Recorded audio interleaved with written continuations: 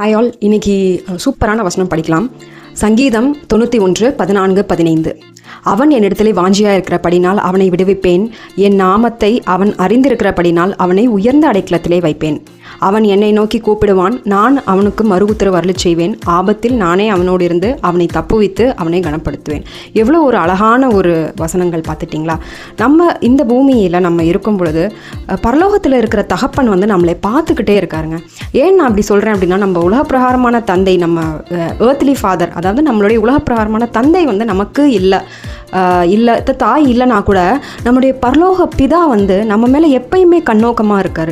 நீங்கள் வேதாகமத்தில் வாசிச்சிங்கன்னா, ஆதி ஆகமத்திலிருந்து நிறைய நியாயாதிபதிகள், தீர்க்கதரிசிகள், தேவ மனிதர்கள் இருந்தாலும், அதுக்கப்புறம் இயேசு கிறிஸ்துவின் காலத்திற்கு பிறகு பவுல், பேதுரு, இந்த மாதிரி மனிதர்கள் இருந்தாலும், இயேசு கிறிஸ்துவின் இடத்துல மட்டும்தான் அந்த சுவிசேஷ பகுதியை வாசிக்கிறப்ப மட்டும்தான் தேவன் எவ்வளவு தம்முடைய ஆட்டுக்குட்டிகள் மேலே எவ்வளோ அன்பாக இருக்கிறாருன்றதை சூப்பராக வெளிப்படுத்தியிருப்பாங்க.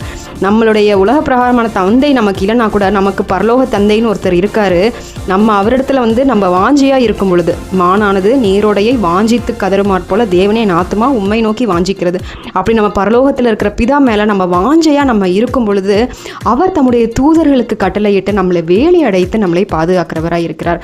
நம்மளுடைய பாதம் கல்லில் இடராது, பொல்லாப்பு நமக்கு நேரிடாதுன்னு அநேக வாக்குத்தத்தங்கள் நமக்கு இருக்குது. அது எல்லாவற்றையும் நம்ம சுதந்திரித்து கொள்ள முடியும். எப்போ அப்படின்னா, நம்மளுடைய பிதா, நம்மளுடைய பரலோக பிதாவின் மேலே நம்ம எப்போயும் வாஞ்சை உள்ளவர்களாய் நம்ம இருக்கணும். அதை தான் இந்த வசனம் அடிக்கடி ஸ்ட்ரெஸ் பண்ணி சொல்லுது.